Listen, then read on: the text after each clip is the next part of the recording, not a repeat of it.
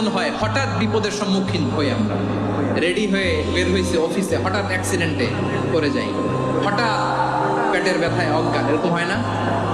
আপনাদের হয় না? বিষ্ণু ইসলাম বলেন আকস্মিক দুর্ঘটনার বিপদ থেকে যদি কেউ বাঁচতে চায় সকাল সন্ধ্যা যেন প্রত্যেকে এই দোয়াটা পড়ে। সকালে যদি 3 বার পড়ে সন্ধ্যা পর্যন্ত হঠাৎ হঠাৎ বিপদ থেকে সে রক্ষা পাবে। To be protected from sudden calamity, sudden disaster, sudden calamity, হঠাৎ বিপদ, হঠাৎ ভয়ঙ্কর কোন আকস্মিক বিপদ থেকে আল্লাহ বাঁচায় দিবে। সকালে বললে সন্ধ্যা পর্যন্ত প্রোটেক্টেড, সন্ধ্যাবেলায় যদি 3 বার পরে সকাল পর্যন্ত প্রোটেক্টেড। সুবহানাল্লাহ পড়ে। দোয়াটা কি?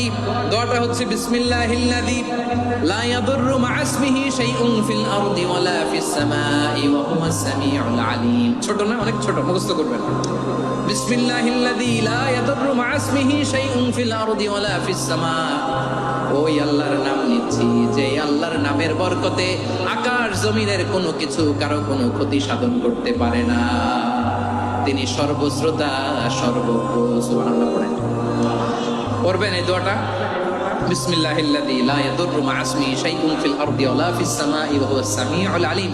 ফজরের পরে 3 বার, মাগরিবের পরে 3 বার যদি কেউ পড়ে প্রোটেক্টেড।